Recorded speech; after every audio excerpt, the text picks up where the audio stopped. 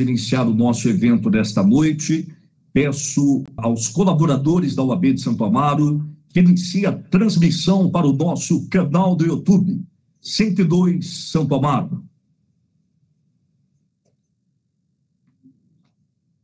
Senhoras e senhores, boa noite.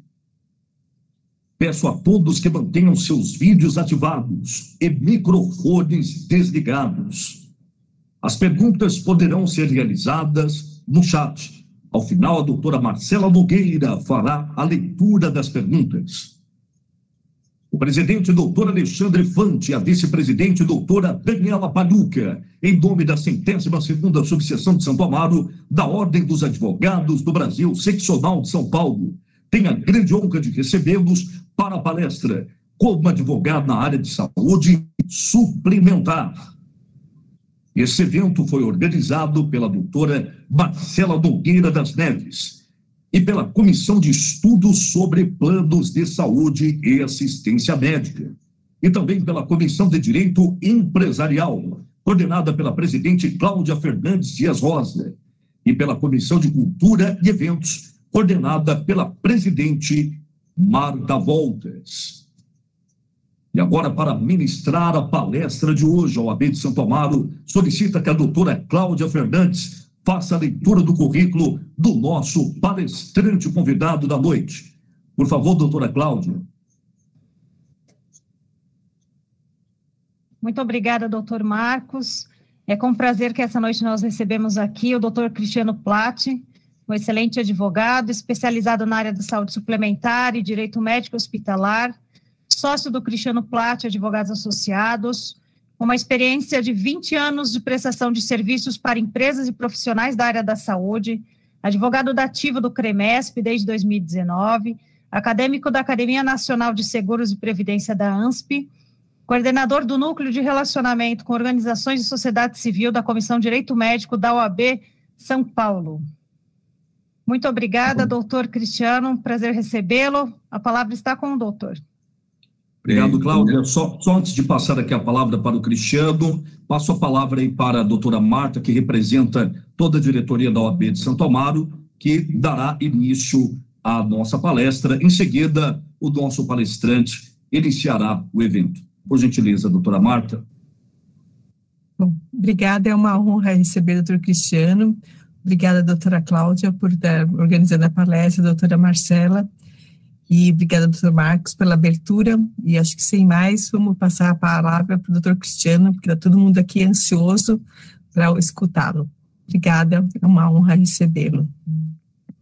Bem, a honra é toda minha, é um prazer estar aqui nessa casa. Agradeço aí o convite aí da doutora Marcela, né, na pessoa do presidente aí da comissão da OAB de Santo Amaro. Bem, eu fiz um slide, eu queria até ver para ficar mais dinâmico, se eu consigo passar aqui para vocês, se eu consigo compartilhar com vocês, porque de tecnologia, assim, eu sou meio... Eu vou precisar de ajuda, entendeu? Quem que pode me ajudar aí? Oi, doutor. Marcela? Oi.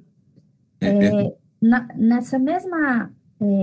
aba onde tem o microfone, a câmera, sim, tem uma mãozinha e logo em seguida tem apresentar agora. Certo. A tela inteira, é isso? É isso, Mari? Isso, pode ser a tela inteira. Tá. Eu não tô... Ah, tá. Agora eu consegui.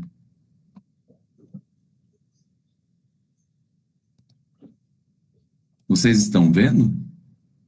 Sim, doutor. Sim? Aí ali embaixo, ali onde tem o horário, tem como apresentação de... Isso. Isso, né? Isso. Eu só vou falar uma coisa, eu não estou vendo vocês, né? Eu estou vendo só o slide aberto aqui na minha tela, então, por favor, me interrompa aí, seja por conta do horário, seja porque tá chato, qualquer coisa, tá? Vocês fiquem à vontade para me interromper. Bem, então eu vou iniciar, eu tenho escritório aqui em São Paulo, né? Que leva o meu nome. Eu atuo para operadora de plano de saúde, hospitais, e toda a gama de profissional e empresas da área da saúde em geral. desde que eu me formei, né, que eu era estagiário, eu atuo na área da saúde, a minha atuação é totalmente voltada para a área da saúde, já atuei para o Conselho de Biomedicina em São Paulo, e hoje eu estou advogado dativo do CREMESP. Então, eu me declaro a todos aí como um apaixonado da área da saúde, e é com muito prazer que eu estou aqui para falar de uma matéria, assim, que é o meu dia a dia, né, que é a área da saúde suplementar. Ele tem como tema aí como advogar na área da saúde suplementar. Aí vocês podem dizer, pô, mas você está querendo que eu advogue para operadora? Não, não é isso. São temas que eu procurei trazer para vocês, que é válido para todo consumidor que queira firmar um contrato no dia a dia com uma operadora de plano de saúde, é válido em geral. Então, eu fiz um apanhado aqui desde o histórico, né, como surgiu as operadoras, para passar para vocês. Eu fiz um histórico dos principais institutos constantes da Lei 9656, que são importantes ser de conhecimento para aquele advogado que pretende atuar na área. Eu fiz um apanhado sobre a Agência Nacional. O LinkedIn Pulse, que é um blog, é o blog dentro do LinkedIn, gente. Vocês sabiam que tem um blog dentro do LinkedIn? E que o LinkedIn é uma excelente ferramenta para você se posicionar. Fechado o microfone. Para autorização do funcionamento. Nós temos no artigo 20 a determinação às operadoras que entreguem informações periódicas, né, que se chama CIB, CIP, DIOPS, e dentro delas, dessa comunicação, seja mensal, trimestral, semestral, são enviados todos os dados cadastrais, dados de assistência e informações gerais. Ou seja, ela veio para normatizar o setor, né? E ela tem também, como no artigo 22, ela impõe a obrigação das operadoras de demonstrar contábil e auditoria, né? Fazer as demonstrações contábeis e de auditoria. Tem uma particularidade quando nós tratamos de operadora, que é quando ela se torna insolvente, ela não pode requerer concordata e nem segue as regras da falência, né? Porque ela tem uma forma de liquidação extrajudicial que é diferenciada para esse setor. Um exemplo atualmente foi a Unimed Paulistana, aí, que teve a liquidação extrajudicial da carteira, uma parte da carteira foi transferida para a Unimed Fesp e houve uma diversificação aí da transferência. E também muito importante, né, e nós profissionais aí do direito, nós passamos isso no dia a dia, que são as penalidades por descumprimento, né, as normativas da agência. Está previsto aqui no artigo 25, que pode sofrer advertência, multa pecuniária de 5 mil a 1 milhão, cancelamento da autorização de funcionamento e alienação da carteira. E temos ainda regras para administradores no artigo 26, que eles respondem, uma responsabilidade muito forte dos administradores, eles respondem de forma solidária pelos prejuízos causados, seja para os beneficiários, seja para os prestadores de serviços contratados. Temos um instituto aí muito interessante, que são os artigos 30 a 31, que são os demitidos e aposentados, a permanência, o direito de permanência deles no plano. Temos a questão aqui do ressarcimento ao SUS, e aí eu faço aqui o meu agradecimento ao meu amigo que está aqui presente, do Dr. Carlos Augusto Leitão, que é referência nessa área, né, tratando de ressarcimento ao SUS, que é o quê? É aquele ressarcimento que a operadora tem que fazer aos atendimentos realizados ao SUS. Então, o que acontece? Quando um beneficiário ele vai lá e é atendido no SUS, existe um mecanismo que vê que ele tem uma operadora e o SUS vai lá e cobra a operadora tem que ressarcir aquele valor gasto com o atendimento dele fora ali da operadora. Nós temos as questões de garantias financeiras, né, se você quer abrir uma operadora, né, tem o artigo 35A da lei, a RN 521 também, 2022, que ela estabelece uma série de garantias que você tem em conta, como se fosse uma conta calção aí, que você fica disponível para a ANS, caso venha a ter a insolvência da operadora, para fazer frente aí ao pagamento dos prestadores de serviço. E aí veio a lei, em 2000, né, veio a lei 9961, que ela veio para criar a Agência Nacional de Saúde Suplementar.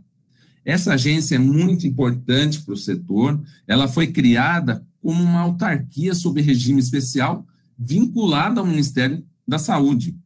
E é um órgão que regula, ele normatiza, ele controla e fiscaliza as atividades da saúde suplementar, as operadoras.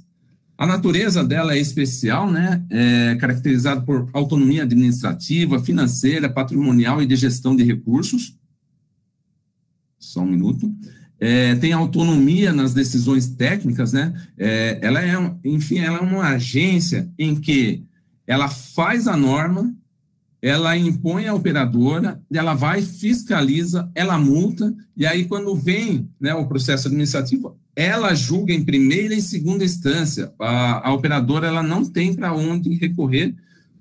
Em pequenos casos, você pode levar para o judiciário, mas são assim...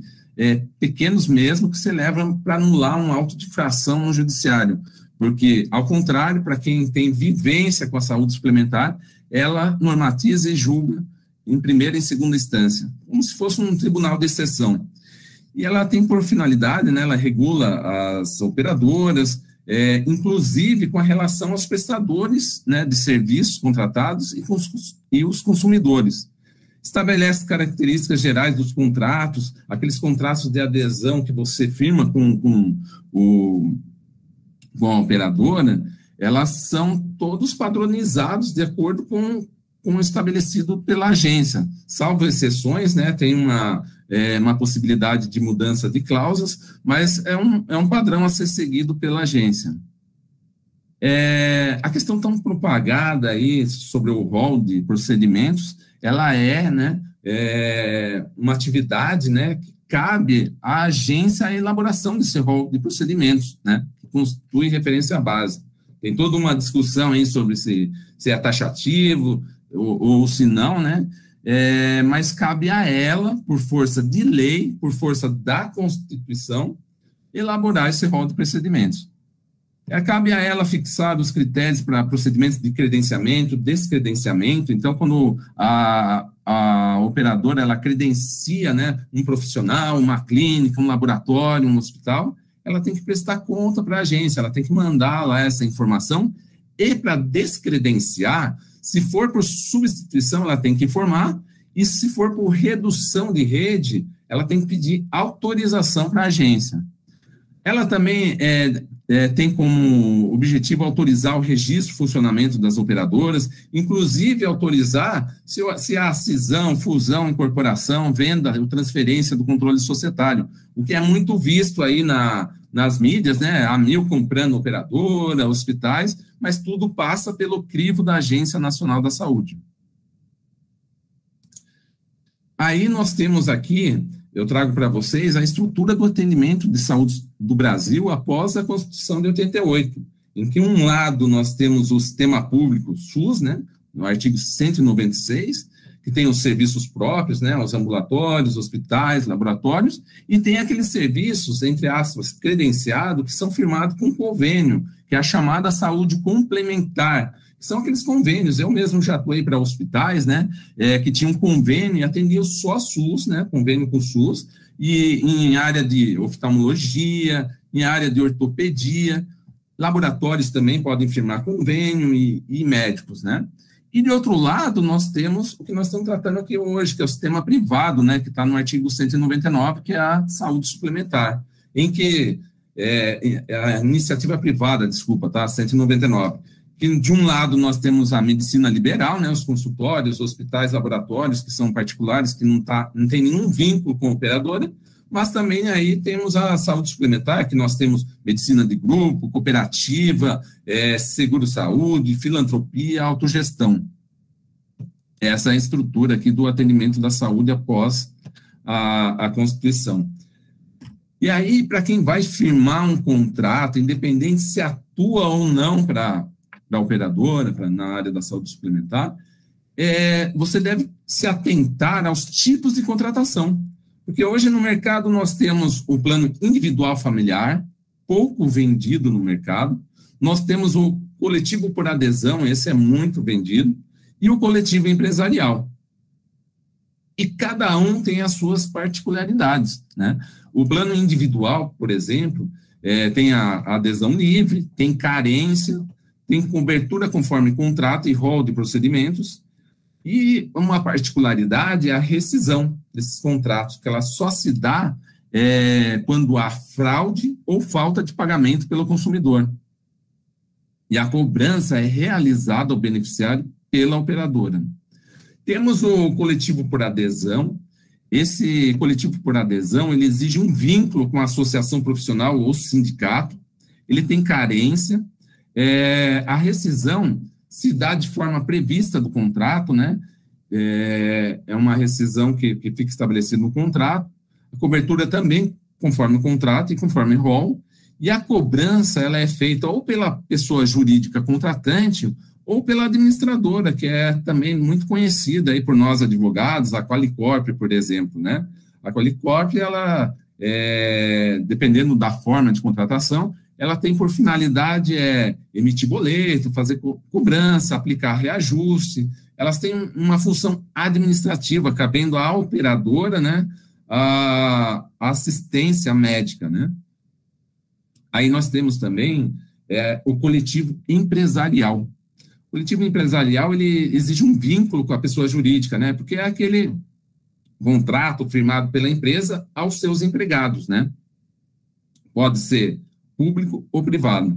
Nós temos aqui a carência, né, que existe, conforme o contrato e rol, e também a rescisão se dá conforme a previsão do contrato, né? A cobrança, ela também pode ser por pessoa jurídica ou administradora. Aí, outra situação que nós temos que nos ater quando firmamos um contrato é a área de abrangência geográfica do plano contratado, né? E que isso nada mais é do que o limite, né, geográfico que a operadora se compromete a oferecer atendimento aos usuários. Exemplo, eu estou aqui em São Paulo, se eu quero ser atendido em outros territórios, né, em todo o território nacional, eu vou lá e contrato um plano nacional. Alguns estados têm plano de grupo de estados, e assim vai, plano estadual, grupo de municípios e um plano municipal. Tem que se atentar a isso, porque se eu fizer uma viagem dentro do Brasil e não tiver um plano nacional, pode ser que eu não tenha cobertura por conta dessa área de abrangência.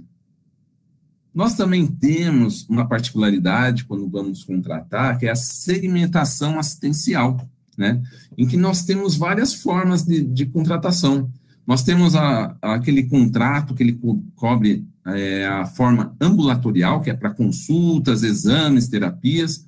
Tem aquele que é para internação sem cobertura para parto, que é hospitalar sem obstetrícia. Tem aqueles que inclui o parto, tem o ambulatorial, hospitalar sem obstetrícia e com obstetrícia. E tem ainda aqueles exclusivamente odontológicos. E tem uma particularidade aqui que existe na lei, que é a obrigação do plano oferecer o plano referência, que é um plano básico para consultas, exames, terapias, internação, parte, cobertura total após 24 horas da adesão. Só que a acomodação dele só existe em enfermaria, é um plano básico. Aí também temos, eu peço só um minuto tomar uma água, nós temos o padrão de acomodação, que ele pode ser coletivo, né, enfermaria, quarto com 2 ou mais leitos, ou individual, que é o apartamento, um único leito e banheiro privativo. Nós temos que nos ater também com relação à rede de prestadores de serviços, pois cada plano ele tem a sua rede de hospital, clínica, laboratório e profissionais da saúde. Então, se nós vamos escolher um plano, nós temos que nos ater a quais são os credenciados desse plano, né? E existe uma exigência, né, de que as operadoras coloquem em seus sites essa rede credenciada. E aí, nós temos, em prol das operadoras, né, um mecanismo de regulação que foi criado pela Agência Nacional, constante na Consul 8 de 98, que é a franquia, né, que é como se fosse quando você faz um seguro de carro, né, que quando você vai pagar lá, que acontece um acidente, você paga uma franquia. Então, é um valor estabelecido no contrato, e a operadora não tem a responsabilidade de cobertura para aquele valor, né? É o beneficiário que paga. E nós temos a coparticipação, que é a parte que também o consumidor ele paga a operadora, né? É um percentual, né? Às vezes constante o contrato, e refere-se ao procedimento que a pessoa vai realizar, se vai ter coparticipação ou não. Então, é muito importante se atentar com relação a essa particularidade. Temos a tão falada carência, né, dos planos de saúde, ela está regulamentada também na Lei 9656 e nessa Resolução 438 de 2018. E carência, né, o que é carência? Né? Carência é o período, né, contado a partir do momento que o beneficiário ele fez a adesão ao plano, né, e que ele paga, né, as mensalidades, mas não usufrui num determinado tempo, né. E aí nós temos os períodos, né, quando fixar períodos de carência, que nós temos os prazos. Esses prazos são de 300 dias para parto, 180 dias para os demais casos, e um prazo pequeno de 24 horas para cobertura de urgência e emergência. Essa carência, ela serve, né, para evitar que o indivíduo ele contrate o plano somente no momento que ele precisa utilizar. E ela faz parte aí da sustentabilidade da operadora, né? Ela é essencial aí para o funcionamento do sistema da saúde suplementar. Mas também temos com relação à carência, quando nós vamos trocar de plano, que é a chamada portabilidade de carência, que está prevista na 438, que é o direito que o beneficiário tem de mudar de plano sem necessidade de cumprimento de períodos de carências ou cobertura parcial temporária. Isso se dá porque ele já cumpriu no plano anterior, né, aquele período de carência, então ele faz a portabilidade para que ele não tenha que pagar um novo período aí de carência. Os requisitos estão previstos no artigo 3º dessa resolução 438. Nós temos outra particularidade, eu chamo de instituto, que seria a declaração de saúde, né, que todo plano ele tem lá a declaração de saúde, né. E essa declaração de saúde também é regida aí por uma resolução da agência, né, com o artigo 10 da RN 162/2007, né, que ela consiste em registro de informações sobre doenças, lesões que o beneficiário saiba ser portador no momento da contratação, né, da adesão. Ele tem várias perguntas simples, né, e ele tem a finalidade para estabelecer carências e condições aí para a prestação de serviço. E o consumidor, é importante ele saber que, ao firmar o contrato, ele tem o direito de ser orientado por médico da operadora, sem nenhum ônus. Se for particular, ele paga as despesas. E a referência aí das doenças e lesões pré-existentes, ele tem que se dar no momento da contratação. O beneficiário tem que saber, no momento da contratação, que ele possui ali aquela doença, lesão pré-existente. Se ele não sabia, a operadora não consegue aplicar essa carência ou CPT. E aí, se houver aí uma omissão, né, isso acontece muito, então vai a conta lá na auditoria do plano e ela constata lá que aquela pessoa, ao contratar, ela já tinha uma doença, ela chama essa pessoa lá, né, para conversar sobre aquela omissão com relação à doença pré-existência. E aí tem um instituto aqui para quando acontece isso, independente se a pessoa declara ou não declara, né, omite, que é uma aplicação da cobertura parcial temporária, que seria o quê? Seria a aplicação aí de uma carência, né, que se chama também, durante 24 meses, né, a partir da contratação, a suspensão de cobertura de procedimentos de alta complexidade, leitos de alta tecnologia e procedimentos cirúrgicos, mas aqueles relacionados exclusivamente àquelas doenças e lesões pré-existentes declaradas ou omitidas, né, pelo beneficiário.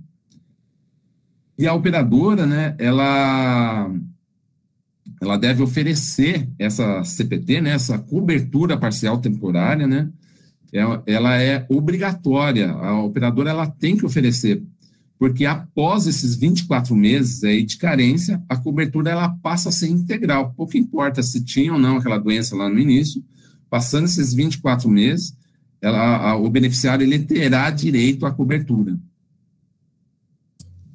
Doutor Cristiano? Sim.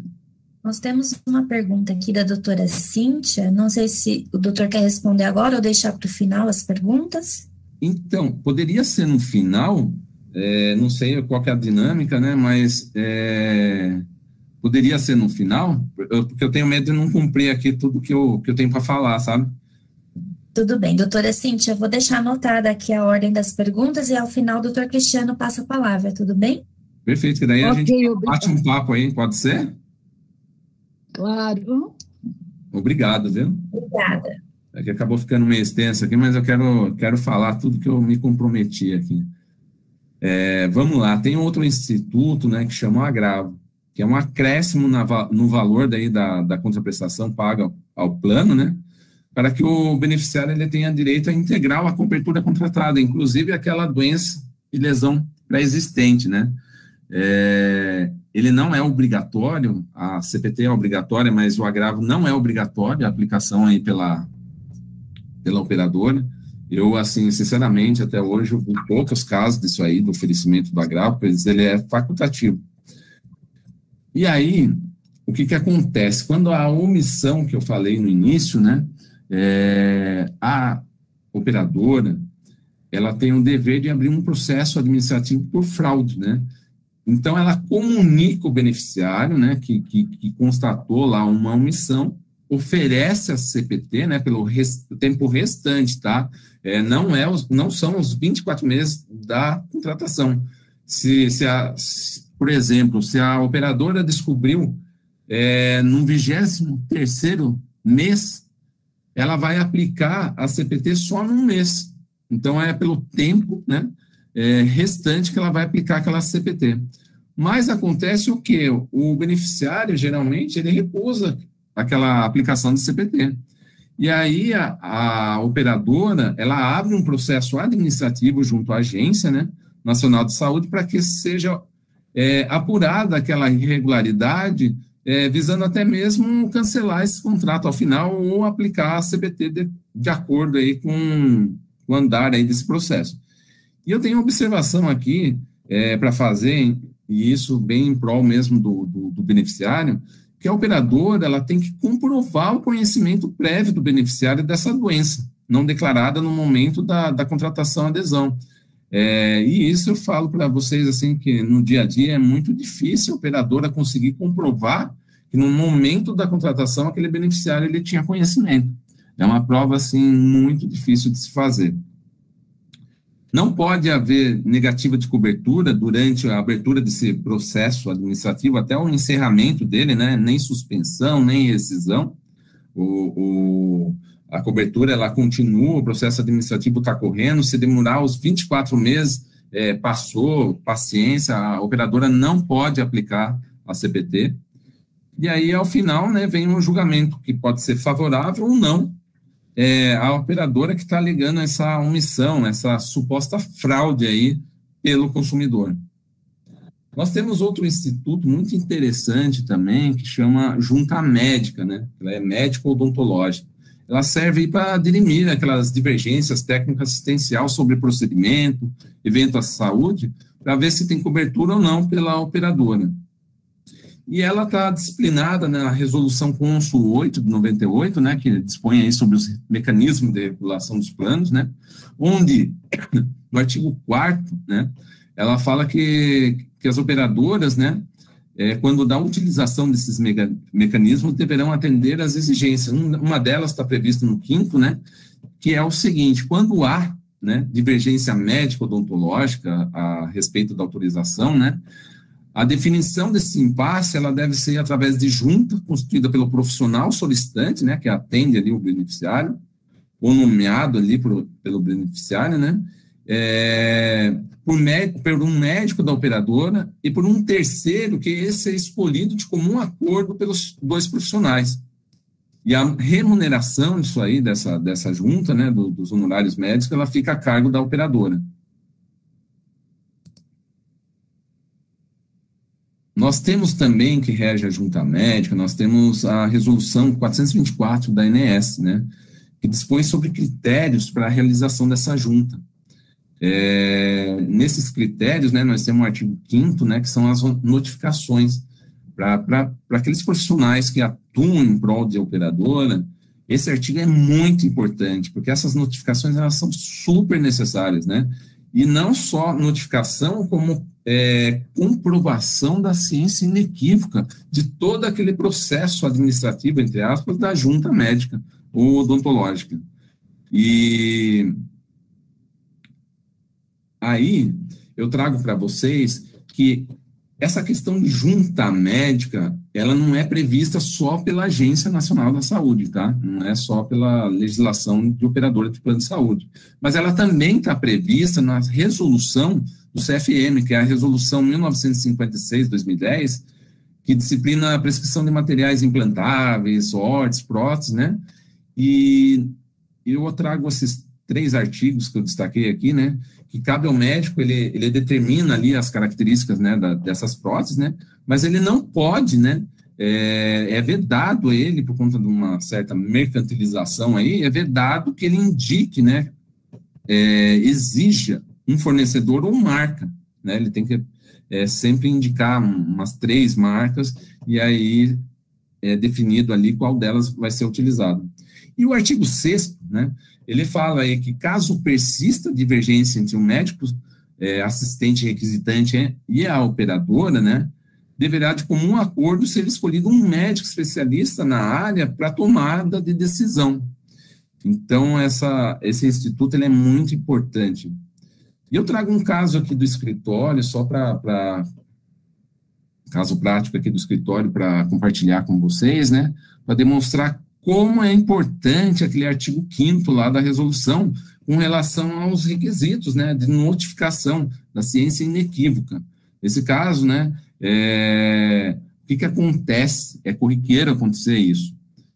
Geralmente, o beneficiário que é chamado ali para uma junta médica, né, para o profissional que atende ele para fazer uma junta, às vezes ele ou aciona a ANS, que foi esse caso, ou ele vai direto para o judiciário para pleitear uma liminar para ter a cobertura ali daquela órtese, prótese, que são procedimentos de alto custo. Então, ele não chega a realizar na prática, ele não chega a realizar essa junta médica. E quando vai para a ANS ela analisa se aquela junta está de acordo com os requisitos impostos por ela em sua resolução. Nesse caso aqui, faltou, né, a ciência inequívoca do profissional assistente, né, e com isso prevaleceu a denúncia, né, daquele beneficiário, e houve aplicação de uma multa de R$48 mil para a operadora. Então, a junta médica para a operadora, ela tem que ser seguida passo a passo, num rigor, assim, da lei. Nós temos outro instituto muito interessante, muito falado também no mercado, que são as questões de... Só um momento, por favor, desculpa incomodar. Tem uma mensagem aí nos slides que parece que está atrapalhando algumas leituras. Tem aí ocultar... Sim, obrigado, viu? Eu estava atrapalhando, inclusive... a minha apresentação, obrigado, viu? Esse aí é a parte técnica do outro lado aqui, tá? Sim, obrigada. Obrigado você. Vamos lá, outro instituto interessante aí do dia a dia é a questão dos reajustes, né? Em que existem os reajustes anuais, né? E existem características diferentes aí para o plano individual, né? Que foi muito comentado, teve um reajuste negativo durante a pandemia, depois veio outro alto, né, nesse ano, de 15%, se eu não me engano, que para plano individual, quem determina o índice, né, o índice da aplicação desse reajuste é a Agência Nacional da Saúde, de acordo com essa resolução normativa 171 de 2008. Já os planos coletivos, aí eu falo tanto empresarial como de adesão, eles não precisam de autorização prévia aí da ANS para aplicação desse reajuste. Então, o que prevalece? Prevalece ali aquele índice constante do contrato, ou muitas vezes aí quando tem uma empresa do outro lado, né, há uma negociação aí entre as partes para fixar aquele índice, mas a operadora, nesses casos, mesmo ela não sendo obrigada a aplicar aí o reajuste da ANS, ela é obrigada a comunicar os reajustes realizados nesses contratos aí do plano coletivo, adesão empresarial. E mais, né? Dentro desses contratos existem caixinhas de surpresa, tem muita reclamação, muita judicialização em cima disso, que você vê um índice, né, de reajuste previsto em contrato, mas de repente se vê as operadoras aplicando aí reajuste de 45%, né, esse ano, por conta de tudo esse emblema em volta da saúde, foi na faixa de 30% a 40% de aplicação de reajuste, que é o reajuste por aumento de sinistralidade. Quando nós falamos aí dessa sinistralidade, né, para que ela serve, né? A sinistralidade nada mais é do que a utilização, né, dos beneficiários. Então, é para uma forma de reposição desses custos, né, que é utilizado esse aumento por sinistralidade, que é feito ali uma conta, né, em cima da receita que entra, né, e daquela receita gasta. E isso acontece muito, né, porque num plano de saúde coletivo, tem aquelas pessoas sadias, né, que passam de vez em quando no médico, mas também tem carteiras que tem, principalmente aquela de idosos que tem uma utilização constante, tem aquelas que tem pessoas com câncer, né, que são alto custo, né, nos medicamentos, né, na quimioterapia, e aí para haver a reposição de custo, para não ficar nem pesado para a operadora, e às vezes fica para o consumidor, né, há essa aplicação desse reajuste por sinistralidade, e que eu falo, eu evidencio muito ele, porque ele é muito tratado no judiciário. Existe também a aplicação de reajuste por mudança de faixa etária. Eu destaquei aqui só a resolução 63 aí de 2003, né, que é a faixa etária, né, a forma de composição dela para contratos firmados a partir de janeiro aí de 2004, 1º de janeiro, né, que deve observar o disposto nessa resolução. E aí, quando a gente firma, né, esses contratos, você vê lá todas essas faixas, né, que elas têm que estar bem dispostas com relação à idade e até percentuais que serão aplicados. Essa RN, ela dispõe aí sobre as faixas que poderão ser aplicadas, que começa de 0 a 18 e termina com 59 anos, que é a última faixa aí das 10 para aplicação desse reajuste por mudança de faixa etária. Aí nós temos um instituto aí que eu achei interessante trazer para vocês, né, que são o direito de permanência, né, constantes, tanto da Lei 9656, como da Resolução Normativa aí 488 de 2022, que é o direito de permanência dos demitidos e aposentados, né. O artigo 4, ele fala que aos ex-empregados demitido ou exonerado sem justa causa e que contribuiu para o plano, né, um vínculo empregatício, ele tem um direito de permanecer, né, a sua cobertura assistencial nas mesmas condições em que gozava quando do trabalho, né, mas desde que pague a integralidade do plano.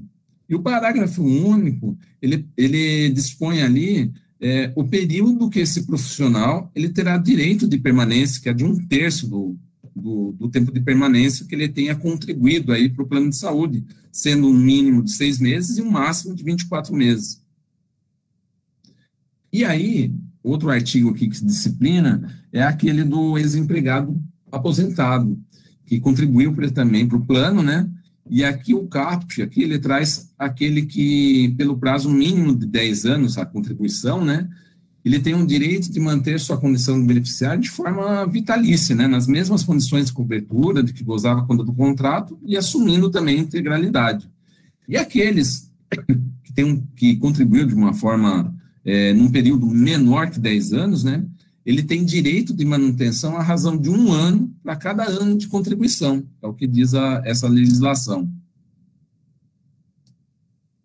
E aí eu trago aqui para vocês, né, passando esses institutos principais aí, muito discutido no dia a dia do profissional que atua na saúde suplementar, eu trago aí um ambiente regulatório disso aí, quando você está no meio daí da saúde suplementar, né? Que nós temos os órgãos, né, fiscalizatórios, né, a ANS, o judiciário, os conselhos, associações de classe, principalmente o conselho CREMESP, né, que tem uma atuação forte, o CAD, a Anvisa e o Ministério da Saúde. E embaixo nós temos toda essa gama, essa diversidade aí de troca, né, de prestação de serviços, os hospitais, laboratórios, profissionais, que também tem relação aí com os distribuidores, seja de fornecedores de materiais, equipamentos hospitalares ou medicamentos. Do outro lado está a operadora lá, que firma os contratos com as entidades coletivas, né, ou diretamente com os beneficiários. E eu trago isso para vocês, porque aqui já vou começar a abordar para vocês, saindo dos institutos principais da legislação, a questão da Agência Nacional da Saúde, né, que ela não só normatiza, né, como essas legislações trazidas, como ela fiscaliza ali a atividade da operadora.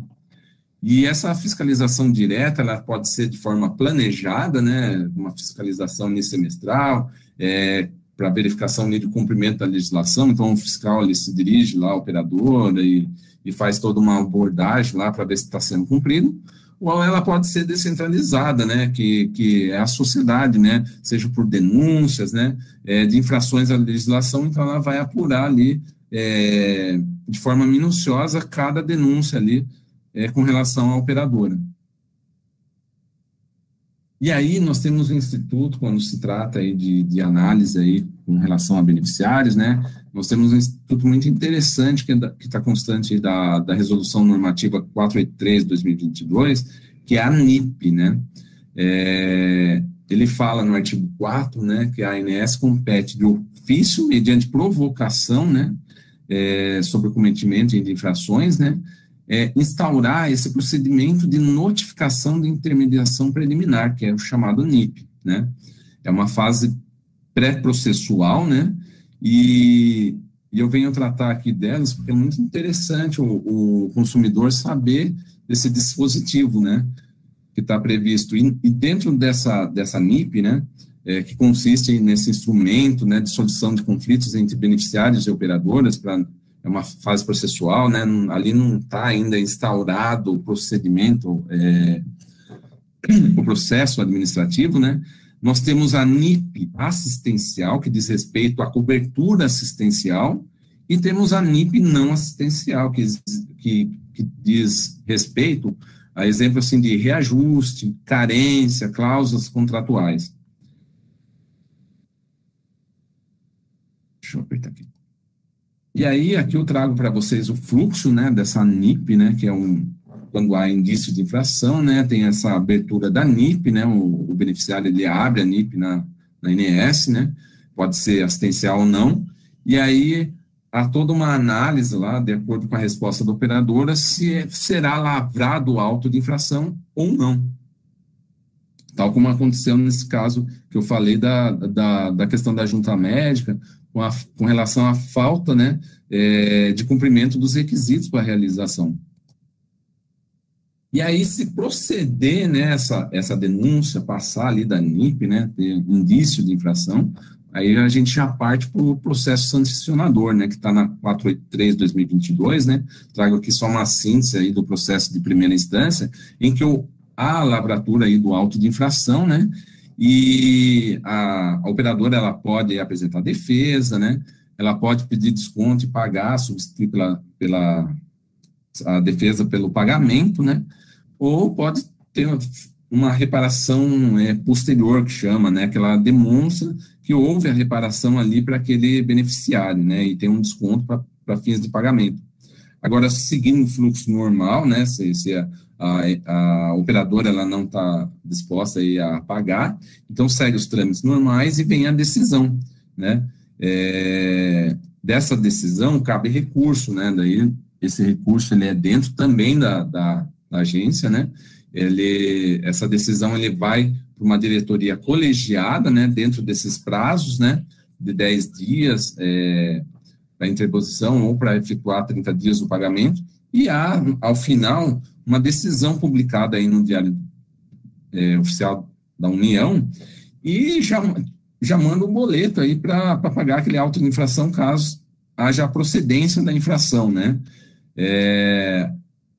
Aí, quando você recebe essa decisão, ou você paga, né? Você, como advogado, lá, você instrui o seu cliente para pagar, ou você leva, porque há uma falta ali de cumprimento dos requisitos legais pela agência, você leva essa questão, você judicializa essa questão, né?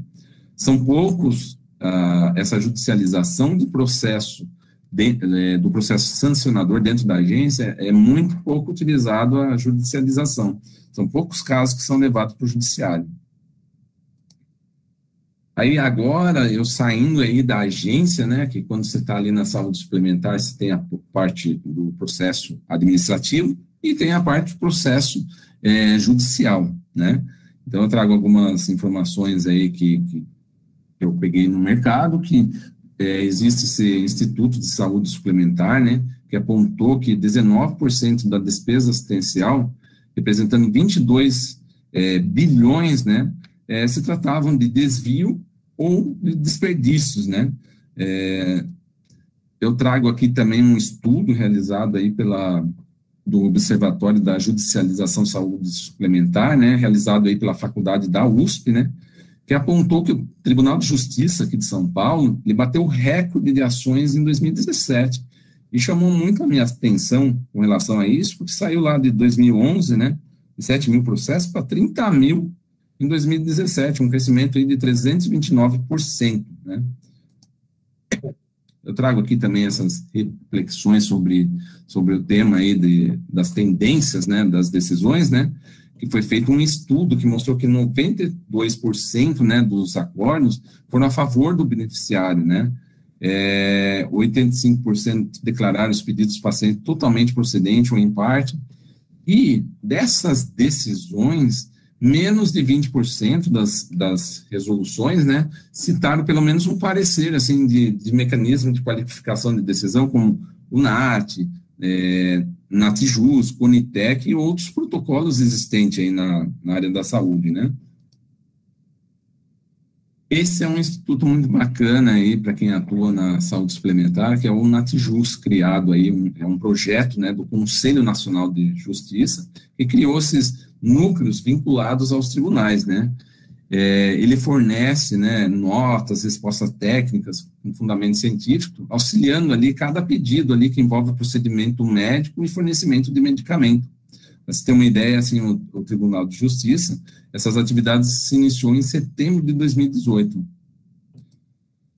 E também temos uma plataforma chamada ENATJUS, né, também criada aí pelo CNJ, né, esse projeto de cooperação aí, em conjunto com o Ministério da Saúde e o Hospital Sírio-Libanês, né. Foi criado, né, essa plataforma com cadastro de notas técnicas, pareceres técnicos, acessível aí por essa plataforma, né, que eu trago aqui para vocês. Eu trago ainda, assim, para título de curiosidade, né, como funciona, né, você entra no site, você vai lá na área pública, né, pesquisa pública, coloca lá o tema que você quer, eu coloquei o PME só para ter uma ideia, só de PME vieram 1.189 resultados, né, que são essas notas técnicas. E aí eu trago não está muito legível, mas dá para ter uma ideia, o que é uma nota técnica, né, em que tem os dados do paciente, dados do processo, a tecnologia, né, que está sendo pleiteada, outras tecnologias existentes, né, ele faz uma comparação com outras tecnologias para ver os pós e os contras, né, e também ele analisa o custo, né, dessa tecnologia e traz também a análise quanto à evidência, né, a evidência daquela utilização, se ela vai trazer um benefício ou não ao consumidor, né.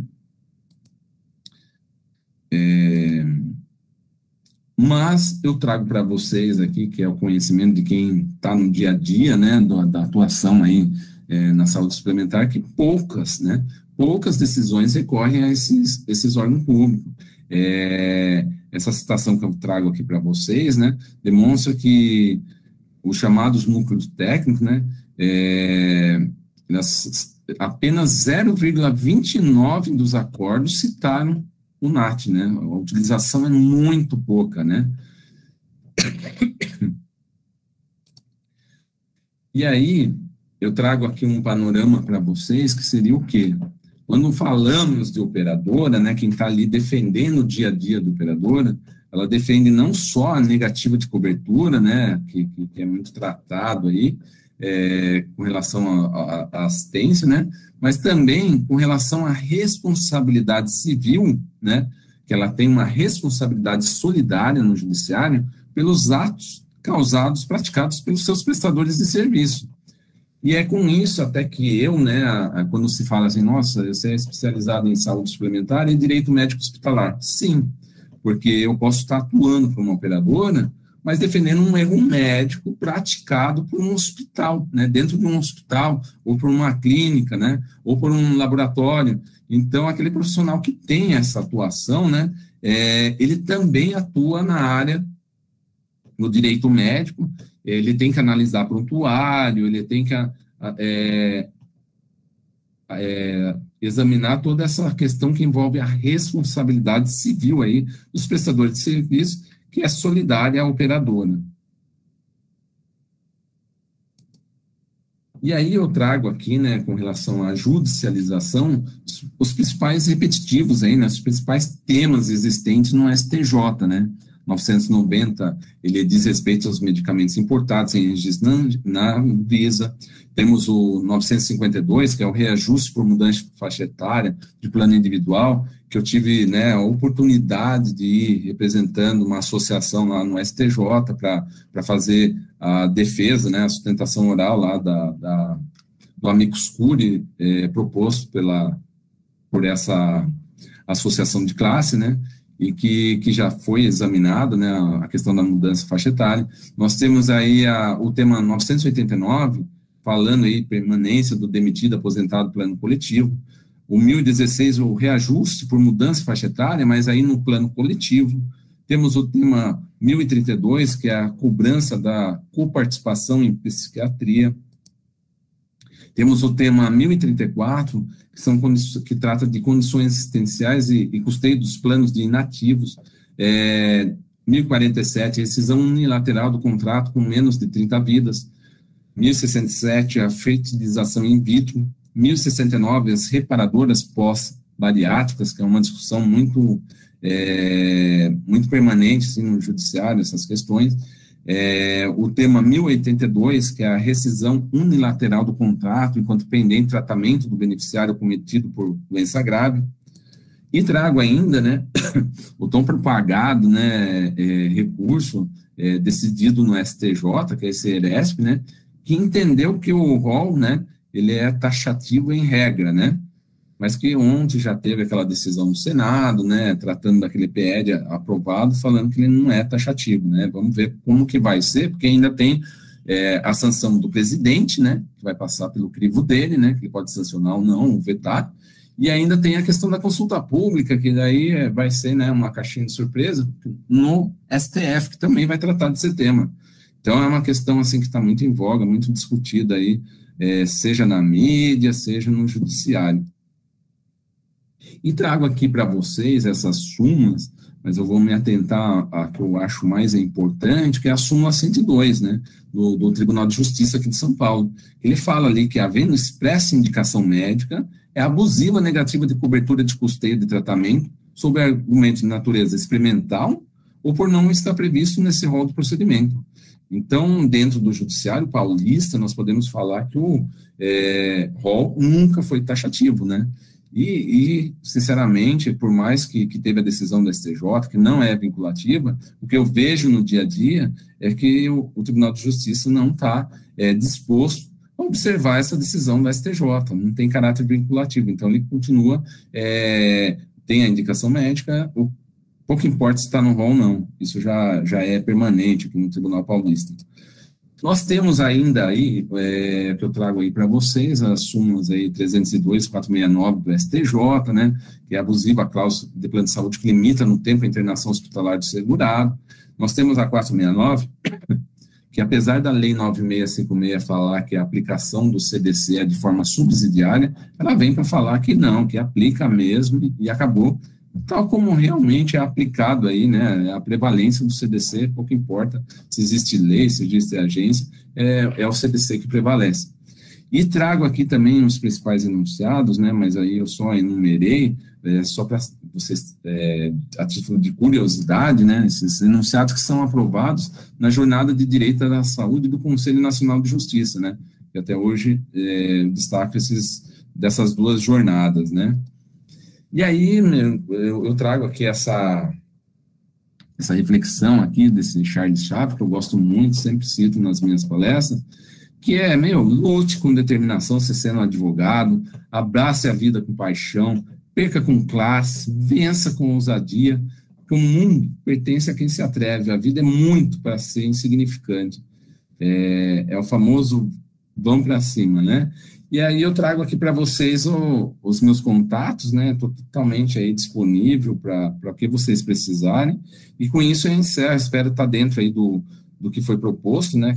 Espero ter cumprido o que foi me solicitado aí, e espero ter agregado para vocês, né? Que o principal é isso, né? Eu preparei com muito carinho para ver se agregava mesmo para vocês como que é a atuação no dia a dia do profissional na área da saúde suplementar, seja no processo administrativo, seja no processo judiciário. Agradeço aí a atenção. Passo a palavra aí para quem de direito. Doutor Cristiano, obrigada pela excelente palestra. Nós temos 2 perguntas aqui, tá? Por enquanto. Eu posso primeira, a doutora uma coisa antes, Marcela?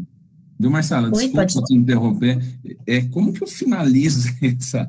Porque está cheio de tela aqui, eu não consigo ver direito vocês, né? Como que eu finalizo? Naquele mesmo lugar, acho que tem alguma coisa de parar compartilhamento, não tem? Então, parar a apresentação, porque daí senão vocês não aparecem aqui para mim. Obrigado, viu? Desculpa. Imagina. Doutora Cíntia, gostaria de fazer uma pergunta?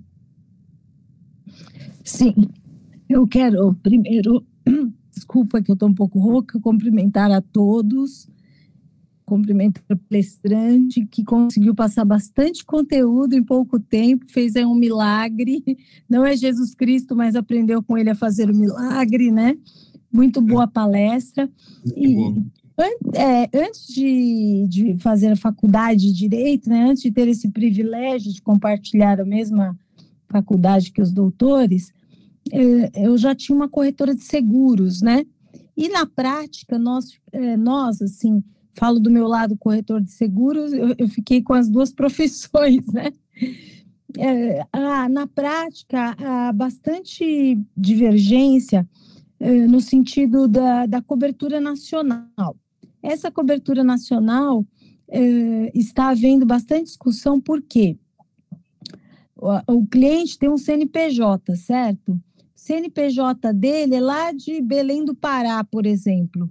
Então, ele quer pagar pelo preço de Belém do Pará, que é muito diferente do preço de São Paulo.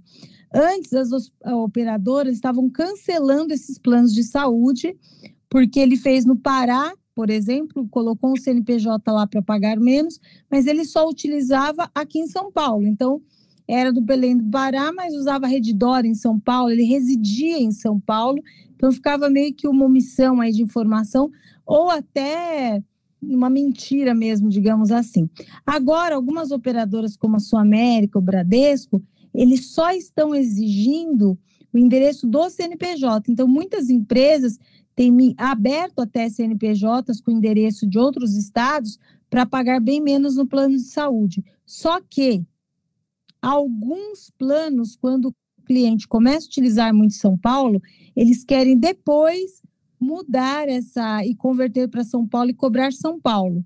Então, nós, da área, estamos pegando e-mails das seguradoras, dos planos de saúde, para, se ele aceitou o cliente lá em Belém do Pará, continuar assim. Se for São Paulo, São Paulo. Mas está tendo essa migração. Tem cliente que usa normal, tem outros que não, porque a seguradora pega por amostragem. Quando ela faz promoção, ela deixa todo mundo fazer, mas depois ela penaliza alguns. Como fica isso, doutor? Na verdade, você está compartilhando aí a sua experiência comigo, tá? Por quê?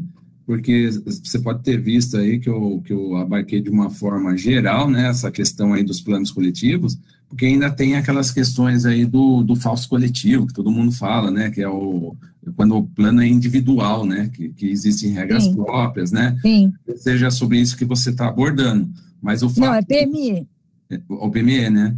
Sim. Você está abordando, exatamente, que não tratei aqui, mas você está trazendo a tua vivência como corretora, e eu sei que há imensas discussões aí, que eu acredito que a Marcela também, ela passa lá no dia a dia, né, que tem discussão para todo lado, tá? Mas o fato é, você como beneficiário, né, porque essa questão que você está falando é comercial, tá? Ela não é jurídica. Se é jurídico, você trata com jurídico. Mas o que eu vejo no dia a dia? Eu vejo operacional também, em que há regras próprias, internas, que nem a empresa chega a saber, fica só entre operadora e corretora. Isso acontece. Está havendo muita são regras próprias criadas de mercado entre eles e que ninguém fica sabendo. A empresa não fica sabendo, a administradora não fica sabendo, e o beneficiário piorou. Ele não sabe, assim, da missa a metade. Nós estamos tendo demandas judiciais em relação a isso, sabe? O endereço é de Belém do Pará, por exemplo, mas o cliente reside e utiliza em São Paulo. Então, qual o direito desse meu cliente? E qual não, o que não é direito dele? Na verdade, se ele judicializasse hoje, o que seria visto? Uma coisa que eu abordei aqui, a abrangência, né, geográfica do plano. Isso tem que estar previsto numa cláusula contratual, se ele é nacional, se ele é por estado, se ele é por município. Assim, é isso que será, né, analisado não só no judiciário, como pela própria agência. Porque uma coisa é você sair vendendo, né, e todo mundo quer vender, seja plano, seja corretora, né, e essas regras próprias que se criam não só com relação a corretora, mas também tem a parte da administradora que vem lá para fazer, né, a parte das cobranças, da aplicação de reajuste, e também tem uma regra própria lá de taxa de administração, né, que eu não abordei aqui na palestra, porque cada tema que eu trouxe aqui dá para fazer uma palestra, eu até coloco de todos aí, né, para tratar sobre esses temas, porque a minha ideia foi trazer uma visão geral, né, para aqueles que quer começar a ver como funciona, né? E essa questão operacional sua, o que eu posso te dizer, porque eu não estou lá para saber quais são as regras tratadas, mas eu posso falar para você que, se for analisado pela agência ou pelo judiciário, vale o que está no contrato para fins de abrangência geográfica, né? Assim, porque o plano... Até peço o Marcelo aí, se tiver alguma vivência, e aproveito para agradecer aqui, que eu estou vendo aqui que está presente também meu amigo Cássio, né, o meu professor aí também, é um ótimo, né, atuante na área. Eu agradeço a presença, até se quiser fazer a sua colocação com relação aí a essa questão, né, operacional, porque isso aí é o que eu falo, né? Não é jurídico, mas se você, Marcelo, ou o Cássio, que está presente, que quiser abordar alguma coisa, fica à vontade. Porque é o que vale que está no contrato, né? Por isso que eu falo, quando você vai firmar um contrato, se atente a todas essas questões que eu falei, porque são questões estabelecidas em lei, e o que está na lei tem que ser cumprido, tanto na agência, tanto pelo judiciário. Eu espero ter ajudado, porque eu sei que existe muita coisa aí de operação. Muita discussão, né, doutor? Quem está ali à frente, como você, é conhecedora das nuances ali, o que dá para fazer ou não dá, porque eu sei que tem muitas coisas aí que dá para fazer, vamos dizer assim, né?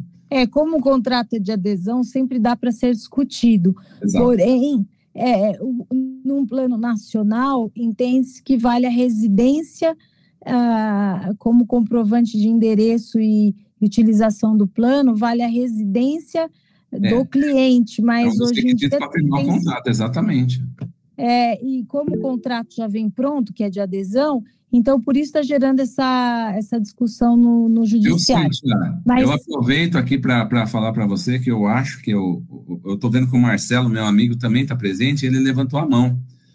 Talvez ele tenha uma resposta para você, e se Marcelo permitir, eu peço que esse Marcelo fale, porque ele tem muito para agregar aí também, o conhecimento dele é incrível aí nessa área.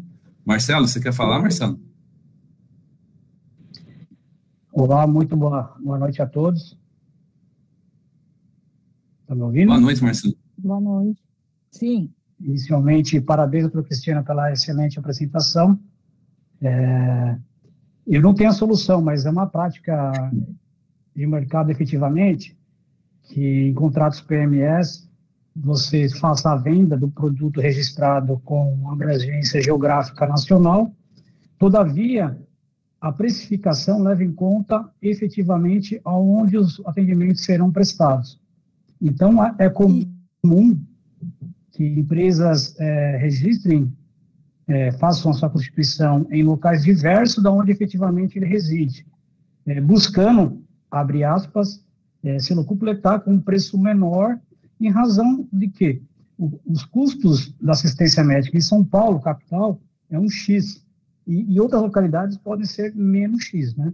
Então, essa é uma questão contratual, como você disse, nuances aí de contratação, que é um imbróglio que pode ser. É uma parte operacional, né, Marcelo, que você conhece muito aí, por isso que eu quis abrir a palavra, porque eu tinha certeza que tinha na ponta da língua essa resposta.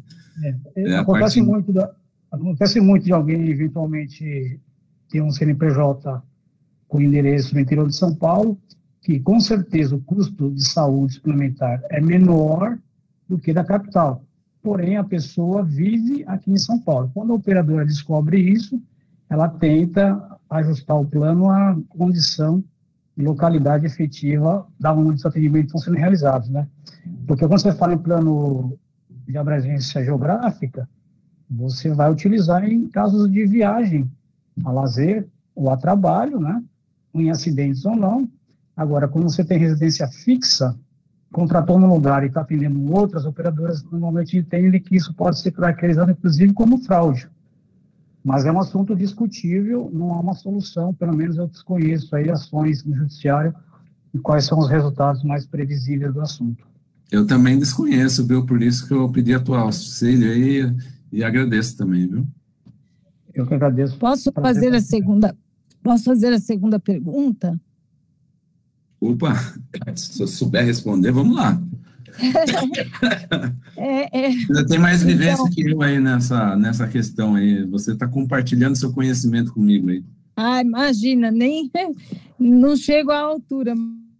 Vamos lá.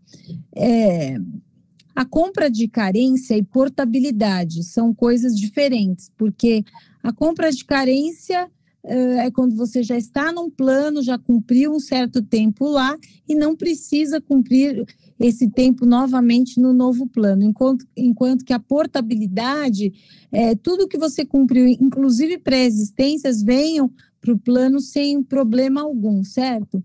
Porém, a portabilidade nem sempre é aceita, porque ela tem parâmetros de idade, de recorrências, etc. O que os clientes têm reclamado muito na Agência Nacional de Saúde, tem aberto protocolo lá, é que eles estão sendo empurrados e obrigados a fazer planos só com compra de carência e não com portabilidade, o que, por exemplo, prejudica uma pessoa que está em tempo de remissão do câncer. Se está remido, ok, mas está em remissão ainda do câncer, de doenças graves, se ele for obrigado a fazer a compra de carência, ele vai ficar em desvantagem com o da portabilidade. Até que ponto o cliente pode reclamar isso judicialmente? Essa questão aí de portabilidade, eu pelo menos nunca atuei, olha que eu atuo muito aí judicializando aí a portabilidade. Por quê? Porque você pega a portabilidade, meus requisitos são totalmente claros, né? Existe aí uma resolução que fixa isso, né? E você tem todo o respaldo da própria agência para fazer a portabilidade, né? Porque você entra lá no portal da agência, você vê lá se aquele teu plano ele é equivalente, né? E quando fala desculpa, Marcela, por favor, tem bem aí que você sabe muito. Pode falar. Não. Tem até, a ANS disponibiliza até um guia, né? Que o beneficiário vai lá e preenche e ele consegue verificar qual é o plano que está compatível, né? Então, e por isso eu nunca vi uma discussão judicial acerca desse assunto, porque, puxa vida, você tem a ANS do seu lado ali que está te auxiliando, né, com o portal dela, precisão aí também, o Carlos também é atuante, é fantástico aí, ele e o Cássio são meus amigos aí de longa data.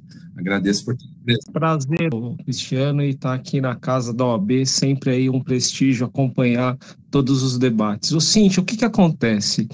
A portabilidade, como a Marcela mesmo falou, existe lá o guia da INS, a INS dá todo o suporte para o beneficiário, né? Então, esse guia, ele fornece um parelhamento com os produtos que são similares, né? Que o beneficiário tem. E, além disso, tem todas as regras de portabilidade, tempo mínimo que você tem que tá no plano para fazer a portabilidade, existe um tempo na primeira portabilidade, na segunda também existe um outro período, mas o principal que a gente vê no mercado é que as corretoras, maioria das corretoras, elas não trabalham com a portabilidade. Elas justamente atuam com essa prática da compra de carência. Então, o habitual é você fazer a portabilidade diretamente nas operadoras. Através das operadoras, você consegue fazer esse processo entre uma operadora A para a operadora B. Pelas corretoras, muitas desconhecem esse procedimento. Então, elas acabam fazendo justamente isso que você falou, a compra da carência. Eu digo mais, hein, Carlos? Eu esqueci o nome da pessoa que perguntou aí. Ela tem muita vivência, viu? Porque ela falou certinho aí a questão da compra, a questão da... Ela não é essa pessoa que você citou aí, meu. Ela sabe muito bem o que está falando aí. Muito obrigada. Sinuca de bico aqui, porque não tem uma solução aí para você, né? Nesses dois casos que você trouxe, infelizmente a gente não tem uma solução para você, né? Bom, seria assim, o bom senso da operadora e do cliente, né? Tem uma pessoa levantando a mão, né? Eu acho que é Daniela. Vamos pela fila aqui. Agora a palavra com a doutora Esmeralda. Doutora Esmeralda, quer falar ou quer que eu leia a pergunta que está no chat?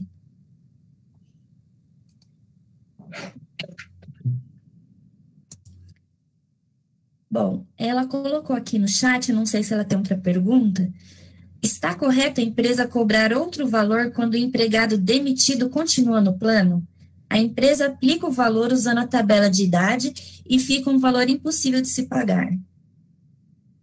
Então, a previsão, eu acabei de ler aí para vocês, né, que é constante da RN, ela é muito clara, né? Mas, como nós sabemos, nós profissionais do direito, toda a lei tem uma lacuna. Você leva ela para onde você quiser, ou em prol do beneficiário, ou em prol da operadora. Então, o que ela diz ali, que eu acabei de ler aí para vocês durante a palestra? Ela diz que aquele que contribui, né, ele tem o direito assumindo o pagamento. Quando se fala em assumir o pagamento, a única existência, a única obrigação constante em lei é a questão de ser a mesma assistência, né? A mesma assistência, o mesmo padrão de assistência. Se eu tenho lá quarto privativo, eu vou ter quarto privativo. Se eu tenho segmentação lá odontológica, né, hospitalar, eu vou ter odontológico hospitalar. Então, você tem que cumprir aquele padrão de assistência, mas com relação a preço, a norma não fala. E aí eu estou falando da norma e também vou falar do judiciário. O judiciário, pelo que eu tenho visto, ele tem aceitado a questão do valor não ser o mesmo, né? Porque muitas vezes, o que acontece, né?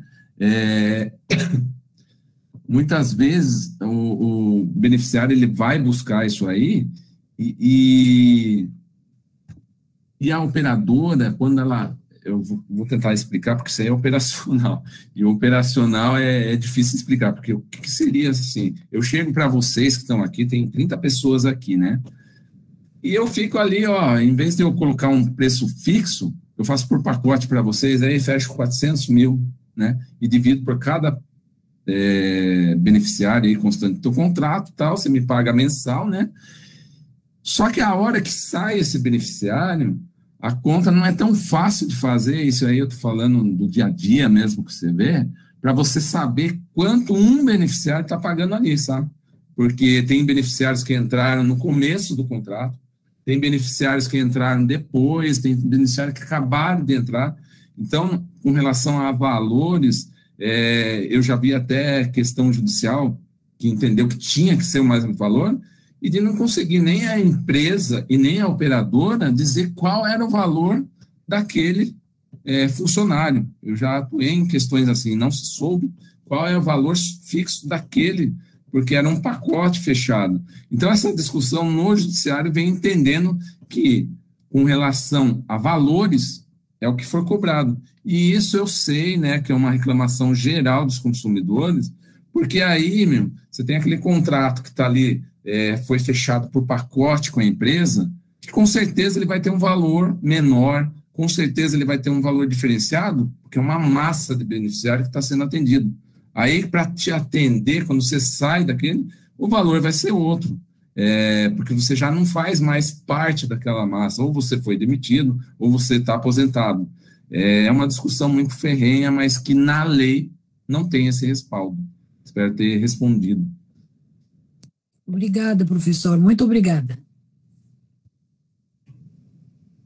Só seguindo aqui a fila, Dr. José Eládio, ele deixou aqui no chat, eu não sei se ele quer abrir o microfone e falar, ou se eu posso ler. Bom, ele colocou, considerando que muitas vezes o paciente que procura um advogado para resolver problema relacionado à saúde suplementar, o procura em caráter de emergência, ou seja, em via de pedido de liminar. Como que o advogado que quer começar a atuar nessa área se coloca em condição de visibilidade para oferecimento de seus serviços? Deve esse advogado estar integrado ao modus operandi do sistema de atendimento dos hospitais? Ou essa integração pode ocorrer de forma diferente? Marcela, você tem a resposta? Porque é uma questão muito peculiar, e ele está falando, eu atuo, né, que fique claro aqui, para a parte ruim da sociedade, né, que é a operadora. Todo mundo fala mal de operadora, isso é normal para mim, por isso que eu tenho essa frase do Charles Chaplin, né, que quando eu entro, né, para sentar para fazer uma audiência, o próprio juiz já vira o nariz, porque ele tem um caso particular dele, né, que ele deveria ser parcial, mas, pô, foi negado para ele, entendeu? E eu vou dizer isso para vocês, que isso é tão corriqueiro, que eu participei de uma alta demanda no início da suspensão dos planos de saúde, né, que a normativa foi criada e foi colocada em prática, né, que a cada 3 meses, aí a Marcela pode falar melhor aí essas datas, publicadas as operadoras que sofrem essa suspensão, porque elas estão ali, né, negando pra caramba, tem todo um índice a ser seguido, tal, de cobertura ou não, e vem a agência e, suspende, né. Eu participei da primeira demanda, né, com relação a isso, e fui despachar, não esqueço desse dia, né, fui despachar ali com a Marli, desembargadora lá no Tribunal Federal, e, cara, eu fui lá representando a Abrange, né, eu vou falar que eu atuava com a Abrange, né, então eu fui representando a Abrange, que entrou com essa ação, porque ela queria que fosse cessada, né, a suspensão, tendo visto que a norma era feita por resolução de uma forma irregular e tal, e eu fui tratar isso com a desembargadora para despachar. No que eu abri a palavra e ela leu a minha petição falando que representava lá 30 operadoras, e entre elas tinha uma operadora que negou o procedimento para ela, quando ela fez uma viagem internacional, ela já olhou para mim, pô, você representa a operadora X, né? Aí eu olhei e falei, caramba, isso é bom, é ruim, né? Pela cara eu já falei, não é bom, né? E aí ela, não, porque negou, porque não, né? Aí eu olhei e falei, cara, não vai me dar essa liminar. Eu consegui a liminar porque tinha uma liminar parecida, né, com a das autogestões, tinha uma liminar parecida, eu consegui por extensão. Mas se fosse no depender daquele, né, do ímpeto dela ali, por eu estar uma associação que representava ali a operadora que negou para ela, eu jamais conseguiria essa liminar. Isso é um fato. E assim eu enfrento, seja num juizado especial, onde eu vou sentar como advogado operador, eu sofro isso aí. Então, é difícil eu falar para vocês como se portar no caso do paciente, Porque no caso do paciente, sinceramente, e aí, agora que está se complicando mais a vida, né, porque está se falando de rol taxativo, não taxativo, você tem que comprovar a eficácia do procedimento, não tem, porque antes era bater e levar, né, tem uma súmula que eu abordei aqui, a súmula 102, em que havendo, né, o relatório médico, acabou, pouco importa se tem rol, pouco importa, que diz a legislação. E aí eu estou trazendo isso porque para mim é difícil responder como que me colocar como um advogado do consumidor, do outro lado da mesa, né? Mas eu acredito que é bem mais fácil do que nós, operadores aqui que estão, meus amigos aqui junto, que pode falar se eu estou certo, do que nós aqui representando uma operadora, né? Que é mal vista no mercado, né? É difícil falar disso aí para mim. De repente tem algum advogado aqui que tem essa atuação que pode falar por mim, aí fica mais fácil.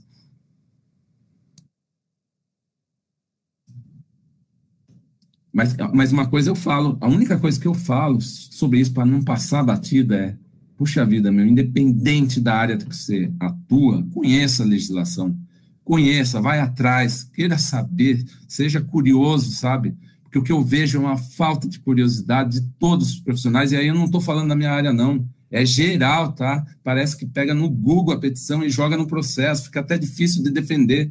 Então, se você quer ser um profissional e quer se destacar, eu tenho essa premissa, saiba o que você está falando, independente do que você está falando. Porque hoje eu posso ser um advogado de operadora, mas eu estou ali para defender a legalidade, meu, eu sou um legalista. O que está na lei eu vou cumprir, o que não está, eu não vou cumprir. Ou o juiz vai mandar eu cumprir, ou a própria agência vai aplicar aquelas multas lá, que eu já vi multa assim de 50 mil, para um exame de HIV que custava R$25, que a operadora negou porque foi legalista. Na hora da auditoria lá, mas não tem diretriz de utilização, mas não está no rol, não sei o que lá, negou, a própria agência aplicou uma multa de R$50 mil. Então, saiba o que você está falando, independente, porque isso faz a diferença.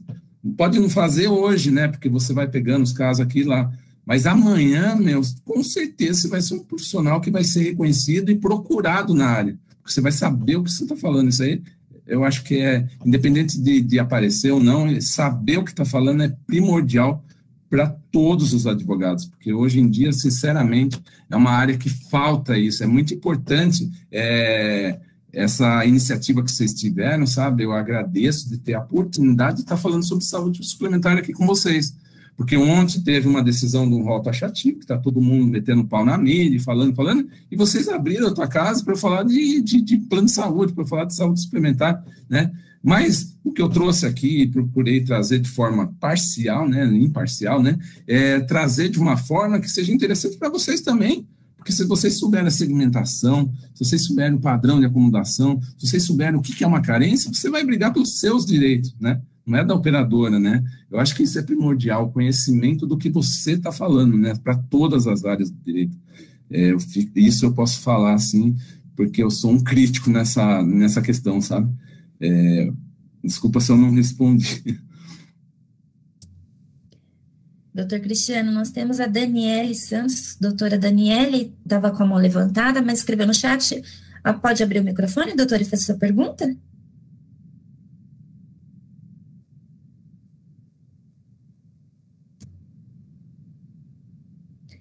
Bom, ela escreveu: me chamo Daniele Santos, sou corretora de seguros, estudante de direito. Tive um caso recente de uma negativa de um procedimento médico por parte da seguradora, com a alegação de se tratar de uma doença pré-existente não mencionada na declaração de saúde. Ocorre que na data do diagnóstico é posterior à contratação do seguro. Qual a orientação jurídica acerca deste caso? Tudo que eu falei aqui, né?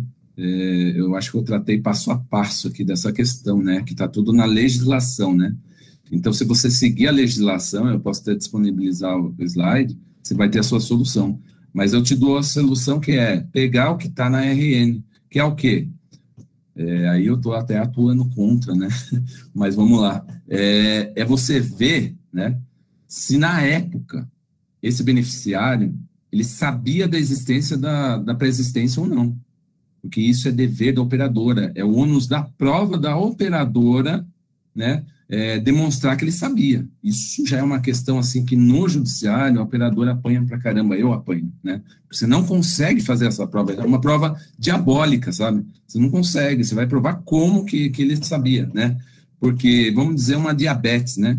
Pô, o cara não sabia que tinha diabetes quando ele firmou, de repente ele ficou sabendo depois porque teve que passar num exame de rotina, mas ele não sabia que essa diabetes estava lá. Mas também, eu tenho que falar, como eu defendo a operadora, né? Só há críticas e não há, né? Tem muito jeitinho brasileiro, né? Tem muita gente que, sabendo, vai lá e contrata, faz um procedimento de urgência, emergência, um custo, assim, excepcional, e amanhã fecha o contrato e vai embora. É para isso que existe a carência, existe a CPT e todo esse mecanismo de regulação que eu falei aqui, né? Então, eu não vou te dar a solução, mas vou te dar o caminho, né, para você chegar até lá, que são essas disposições que eu falei, né, ver se ele realmente tinha ou não, e o fato que eu coloquei lá como observação, que é o quê? Tem que provar. Segunda coisa, você não aplica 24 meses, né, depois que você já firmou o contrato, você aplica o restante. E a operadora, ela só aplica se houver determinação da ANS. Isso acho que ficou bem claro aí quando eu falei sobre isso, né? Porque talvez eu falei corrido, né? Mas eu ressalto. A operadora não pode chegar para você e suspender porque descobriu que você tem lesão pré-existente. Ela tem que abrir um processo administrativo na agência. Porque a agência, poucas pessoas sabem, mas ela é um sócio da operadora. É um sócio. E é sócio majoritário, eu diria para vocês. Porque ela sabe tudo que a operadora faz, ela tem que andar assim no caminho, senão, ó, ela toma multa, ela tem que vender a carteira, passar a carteira. Então, assim, o que eu posso dizer para você é ver se encaixa nessas normativas ou não, né, do teu caso aí particular. Espero ter respondido. Ok, doutor, muito obrigada, tá? Nada, imagina. Doutora Priscila Hirley, não sei se é assim que se pronuncia. Boa noite, doutor. Qual a sua opinião sobre o rol taxativo? Marcela, o que eu falei ontem, Marcela? O que é melhor para andamento processual e entendimento do magistrado? Ó, eu falei que não ia responder essa pergunta, né? Eu estou aqui compartilhando com vocês, né? Porque eu pensei assim, cara, tá tão discutido na mídia, tá tão atrelado o rol com o autismo, né? Uma coisa não tem nada a ver com a outra, para quem atua, para quem conhece a legislação, né? E aí, o que eu posso falar de rol? Mas é uma reflexão, tá? Porque eu acho que certo ninguém tá, né? Não existe o certo, né? Sempre existe um jeitinho brasileiro de apresentar dois recibos, passando no médico, aquela contratação que você faz só para fazer o seu procedimento e ir embora, e aí você não está lesando uma coisa que falta na sociedade ser falado, mas de uma forma que não venha falar que a operadora vai quebrar, porque é isso que você escuta no mercado, né? Ah, você vai quebrar a operadora. Que operadora que quebra? Ah, a Unimed Paulistana quebrou. Ninguém, só se fala nas grandes operadoras, mas se for feito um levantamento de quantas operadoras existiam há 10 anos, hoje nós temos 4 operadoras dominantes no mercado. Isso é bom para o consumidor, isso é péssimo para o consumidor, e eu sou consumidor, né? O enfraquecimento da agência é bom para o consumidor? É péssimo, vi de banco. Quem que segura o banco? Ninguém. Você assina aquele contrato de adesão, assim como o de operadora, e ali tem taxa de referência, que ele tem tanta coisa, que a tua dívida de 100 mil hoje, daqui a um ano é 1 milhão, cara, e você nem sabe, e está lá naquelas cláusulas pequenininhas, né? Agora, falando de rol taxativo, eu sou apaixonado e pretendo não me alongar aqui. Por quê? Porque a minha palestra foi em cima disso, se vocês observarem. Se vocês observarem, quem criou a Agência Nacional da Saúde, né? Qual que é o caráter da agência? E é importante saber qual é o caráter da agência. Ela é uma autarquia, ela é um braço de quem?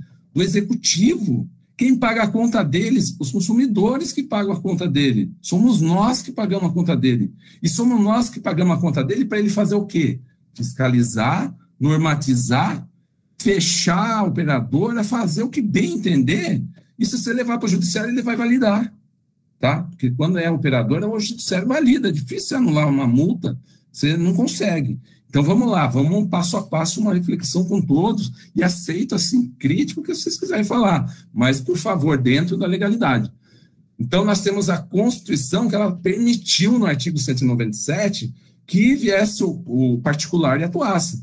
Só que ele mesmo já condicionou ali que a subordinação é total, é o braço dele que está ali, você não está, você, operadora, está representando saúde meu é importantíssimo, né? É importantíssimo a tratativa da Constituição, e eu estou falando de Constituição. Então, prefeito, executivo. Aí, o que acontece? Nossa, TJ aqui com súmula, STJ até hoje, né? Várias súmulas contra, não se reconhece, né? E aí eu estou 20 anos no mercado, não se reconhece uma resolução da agência. Não se reconhece, não vale para nada mesmo, para nada. Mas na lei, se formos legalistas, cabe a ela normatizar, fiscalizar. Então, por que o judiciário, e quem que é judiciário? Vamos fazer uma reflexão. O judiciário é pago com nossos impostos, né? Gasolina a R$7 por litro. Quem paga? Somos nós. Nós somos o quê? Consumidores. Então, o judiciário vai lá e fecha as portas da agência. A agência não pode participar em nada, absolutamente nada, não vale para nada. Uma resolução não tem força de lei. E eu estou falando aqui como apaixonado do direito em si, tá? Não estou falando se rol tem que ser taxativo, mesmo porque eu sou consumidor, tá? O interesse é meu, que está tudo lá e eu pago pouco, e eu não pago pouco. E é isso que eu vou chegar lá. Então, o judiciário vem e acaba com a festa. E aí vem, desculpa de novo falar, mas aí vem o legislativo, né? Legislar torto e direito, é PL toda hora, né?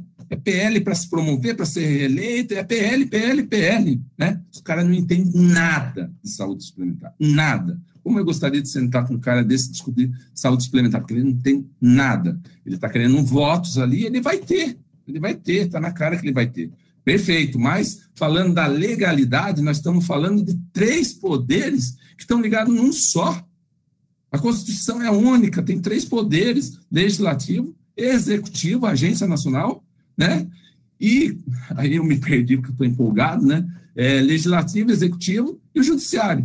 O judiciário fechou a porta, legislativo vem lá uma normativa em cima da outra, que nem a agência está conseguindo cumprir, porque eu estive com eles lá num evento presencial, eles não estão mais sabendo o que fazer, porque, cara, nós estamos falando que a lei de 9656 e todas as diretrizes, todas essas normativas, existem imensas resoluções aí, eu não sei nem dizer, mas tem muita resolução para você cumprir. Não tem validade. Simplesmente todo aquele arcabouço que a própria agência criou tem validade nenhuma. E quem que está falando agora é o legislativo, criando o PL a torto direito, sem saber direito se isso é viável ou não, né? E quem que paga esse povo aí, pessoal? É reflexão que eu estou fazendo, tá? Somos nós de novo, né? E aí o que eles te prometem? Pessoal, né? Nós somos advogados, pelo amor de Deus, né? Somos advogados. Questão legalista. Nós estamos pagando para esse povo ficar brigando entre eles. Vocês não estão brigando com a operadora, pelo amor de Deus. A operadora, ela cumpre o que está na lei. Se ela não cumprir o que está na lei, quem que vem multar ela lá? O executivo, não é? A agência que vai lá, o braço, né, do poder estatal, vai lá e vai multar. Então, nós estamos pagando esse povo para eles ficarem aí brigando contra o outro, e nós estamos torcendo como torcida de Copa, né? Porque agora temos tudo. Mas vamos ser realistas. O que está acontecendo hoje, realmente, nos bastidores, é o quê? É o custo alto pro consumidor. Por quê? Porque se vocês pararem para ver tudo que eu falei aqui, hoje não se vende mais plano individual. Não é obrigatório. Qual que vende? Adesão. O que eu falei aqui na palestra? Sinistralidade. Quem vai pagar? Consumidor. E vocês vão falar aí que um procedimento que não está no rol e não está no rol e foi inserido, é de alto custo, quem que vai pagar? O consumidor. Alguém está falando isso no mercado? Então, eu acho que essa desinformação, obrigado por essa pergunta, e desculpa se eu me empolguei aqui, gente, vamos parar para conhecer as coisas, tá? Nós somos advogados, pô. Né? Não é Copa do Mundo, né? Sabe? Vamos pensar um pouco, nós estamos pagando esse povo para brigar entre eles, porque eles não estão brigando com a operadora. Eles focaram na operadora, mas estão brigando entre eles, meu. Executivo, pô, é a agência nacional. Ela que estabelece tudo isso, acabou. Ela que foi lá falar que é taxativo. Ela que emitiu uma resolução a atual falando que é taxativo. E ela é o braço do Estado que permitiu a atuação do privado, né, do particular. E aí o povo fala, não, estou brigando com a operadora. Nossa, cara, é de uma... Para mim, que estou no meio, né, é de um absurdo, assim, que eu falo, caramba, meu, por que ninguém vai lá e fala para eles o que está acontecendo? Porque no plano coletivo de adesão, que eu acredito todos aqui têm, inclusive eu, está vindo aumento de 30% a 40%. E aí outro dia um advogado parou e falou assim, doutor, né, porque daí eu sou operadora, né, doutor, esse teu aí, essa tua visão, né, é uma ameaça. Eu falei, mas ameaça do quê, meu amigo? É uma ameaça porque toda vez que acontece uma coisa contra a operadora, ela fala que vai subir os preços para assustar o consumidor. Mas, cara, pouco importa se vai mudar alguma coisa ou não, o fato é o consumidor que vai pagar de novo essa conta para eles ficarem brigando entre eles e o povo comemorando, gente. Né? Vamos parar para pensar um pouco qual que vai ser o benefício efetivo disso aí, entendeu? Porque eu também quero que tudo tenha no rol, pelo amor de Deus. Só que aí eu faço uma ressalva, porque eu fiz um amigo escuro que foi lá do ministro Salomão, que instaurou toda essa divergência. Então, eu participei ativamente nessa questão aí. E o que eu posso trazer para vocês, né? Que é o cálculo atuarial, tudo isso aí que se eu falar aqui, falar, nossa, só fala de valor, né? É a vida, né? Mas tem que ser falado, porque se tem 30 pessoas aqui pagando R$100, e eu tenho há 10 anos aí, eu levantei 3 milhões, vem um procedimento no ICE durante o Covid aí, que uma internação fica 30 dias por conta do Covid entubado, 10 milhões não é nada. Não sei se vocês já tiveram, assim, a consciência para ver quanto custa uma internação hospitalar, dependendo do porte do hospital. E aí, a operadora que ela está fazendo, ela está pegando dinheiro nosso aqui e trabalhando para pagar o prestador, que tem o que eu trouxe aqui, né, a máfia das próteses, né, os desvios, né? Quem é santo? Ninguém é santo. Não estou falando isso aqui, estou falando de legalista, por isso que eu nem levo para esse negócio de calculatorial, que daí eu fico mais uma palestra aqui para falar para vocês. Mas o fato foi uma reflexão, tá? Nós estamos comemorando os caras gastando o nosso dinheiro e para pagar de novo. Porque vocês podem ter certeza que ano que vem os seus planos vai ficar, e principalmente para a massa, que é quem eles falam que eles estão defendendo. Porque eu duvido que a massa vai contratar plano de saúde daqui para frente. Está difícil para mim. Está difícil para mim. A massa não vai, a massa que eles estão falando que estão defendendo, nossa, cara, é um absurdo, de verdade, assim, o que está acontecendo, a falta de informação, e é por isso que eu chamo a atenção de todos que estão aqui, né, que eu tive essa oportunidade, porque nós somos advogados, pô, né, a gente tem que conhecer o que a gente está falando, né, não sair aí, deu uma notícia na Globo, deu uma notícia, né, seja de quem for, que vai lá, né, interesse próprio, e sai falando papagaio. Não podemos ser papagaio, gente. A gente tem que conhecer, cara. Conhecer a Constituição, conhecer a legislação, conhecer. Porque aí você vai ver que é um absurdo isso que estão fazendo, com o nosso dinheiro, com o nosso dinheiro. Não é Copa do Mundo, gente, não é, cara. Isso aí é um absurdo, vocês vão ver. E aí o que vai acontecer? As operadoras já está quebrando mesmo, e esse aí é fato, basta entrar lá na site da ANS, vocês vão ver há 10 anos quantas operadoras tinham no mercado, né? Não é eu que estou falando aqui. E aí, nós vamos ficar na mão de banco, né? A operadora vai ser banco, né? Você acha bom ficar na mão de 4 operadoras existentes no mercado hoje? Não, elas vão ditar a regra, já ditam, né? Elas não vendem o plano individual. A ANS não obriga ela a vender o plano individual, porque sabe que se fizer ajustes também, e aí ela sabe disso, não faz frente ali a toda aquela dinâmica ali do que está sendo incluído, não está sendo incluído, e todos aqueles gastos. Então, não é à toa também que ela não cobra, né? Ela sabe que também todo mundo tem o seu teto de vidro, né? Então, dentro desse, desculpa, de novo me prolongar, mas eu sou apaixonado pelo tema, mas eu sou legalista, tá? Eu não estou aqui falando, eu estou só fazendo uma reflexão para pensar no todo, no que está acontecendo atrás dos bastidores, né? Dessa enganação do povo, da massa que não vai conseguir contratar plano de saúde amanhã. É um desrespeito, sabe? Porque é com o dinheiro deles que está aí, tomando um escara lá, comemorando, falando que, nossa, a massa tem direito, né? Tem direito nada, não vai conseguir contratar plano, pô. né? E quão importante é, por quê? Porque vai contra o interesse do Estado. Porque o SUS dá conta, gente. Puta, se tiver uma pessoa aqui que fala que o SUS dá conta, né? Puxa vida, eu, graças a Deus, eu consigo contratar um plano de saúde, pago caro por isso, né? Você acha que eu queria contratar plano de saúde? Claro que não, eu já pago imposto suficiente, né? Para ter o atendimento no SUS. E aí, o SUS dá conta? Isso tem vários deslindes que só o tempo, né? Vai mostrar quem está certo, e ninguém está certo, eu também não estou certo. Mas a minha análise é legalista, só legalista, gente. Desculpa, tá, me alongar, Marcela. Espero ter respondido.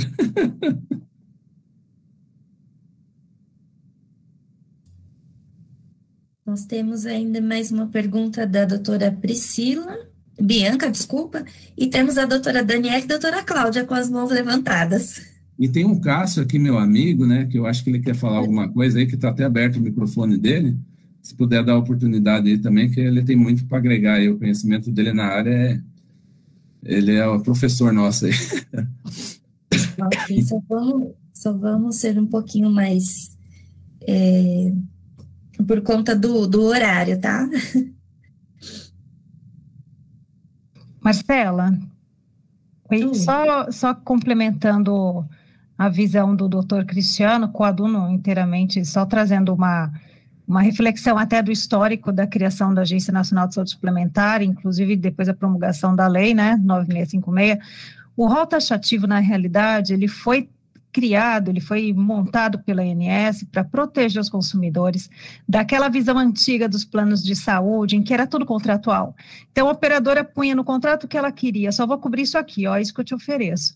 E quando teve essa revisão, foi para proteger o consumidor, falar, olha, minimamente você tem que cobrir isto, e eu vou te fiscalizar, né? E as pessoas perdem até o histórico, até o liame de como foi criado as leis, por que existe um rol, né? Desconsiderar o rol, então não precisa mais existir. Tudo judicializa, generaliza uma situação, alguém vai pagar.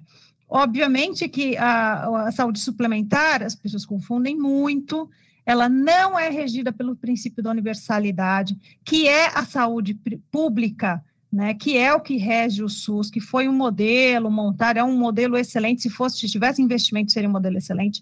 A saúde suplementar, ela é movida pelo princípio da mutualidade, ou seja, aumentou a sinistralidade, toda aquela carteira vai aumentar. Então, um gastou muito, todos vão pagar, né? Então, eu vejo muito isso, eu advogo para operadora de saúde também, e o judiciário é muito cru. Pode ser em segunda instância, não, mas em primeira instância, eles não conseguem diferenciar uma CPT de uma carência contratual. Não conseguem. Todas as liminares, existe uma situação, concedo a liminar, risco de dano irreparável, e é nítido que uma emergência, ele não se preocupa o que é o emergencial, o que é a urgência. Há uma confusão muito clara, assim, a primária de discussão do que é para a legislação uma urgência. Há uma confusão muito grande. Nota, por exemplo, a ANS, ela tentou regulamentar a coparticipação com a RN 4. Judicializaram, assim, dias depois, não limite na coparticipação, então continua como a Consul 8, totalmente vaga, que ninguém consegue entender, e continuam colocando o que quiser no contrato, né? Então, ela tenta ajudar o consumidor, regrando, estabelecendo limite, parâmetros, para que o consumidor tenha clareza na informação, inclusive atendendo o artigo 6º do Código de Defesa do Consumidor, mas judicializa achando que é ruim, e não tem essa visão completa do direito em si, da sistemática da saúde pública, porque a saúde privada, ela é um ecossistema, ela é toda estruturada, ela é pensada desde o primeiro atendimento, da atenção primária, até o intensivismo, até a remoção de um paciente dentro do de unidade hospitalar. É extremamente custoso. Não é, eu pago, então eu uso. Tem as carências, elas são de proteção de equilíbrio contratual, já que eu não posso recusar nenhum beneficiário. Eu não tenho eu não posso recusar como operadora né? O que eu posso fazer para equilibrar o contrato? Colocar uma CPT, colocar uma carência. Então, as pessoas não têm essa visão de continuidade. E, de fato, estão atropelando toda a sistemática.